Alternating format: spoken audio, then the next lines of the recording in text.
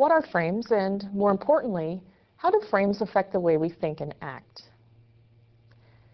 Frames are mental overlays we put onto a situation or a decision. They help us organize information.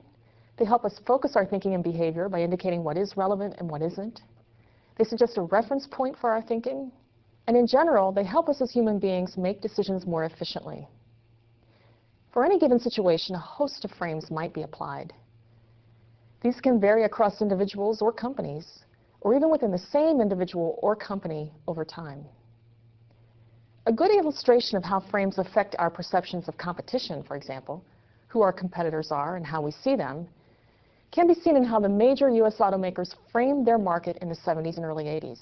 The frame they carried, whether they were particularly conscious of it or not, was what one might call the Big Three frame. According to this frame, the major competitors in the automotive market were Chrysler, Ford, and General Motors, period. This frame influenced how they saw their world. It influenced their decisions about, for example, how to price their vehicles, and it influenced how they manufactured and distributed them.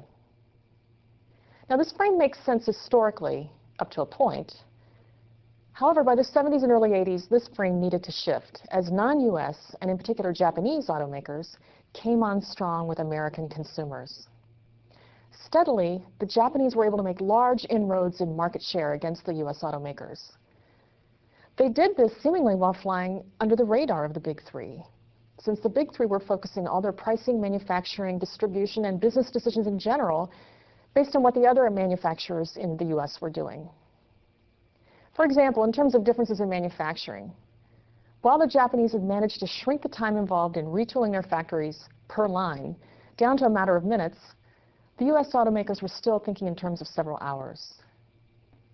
Ultimately, the Big Three frame was forced to give way to a more global frame that defined competition to include the Japanese and Europeans.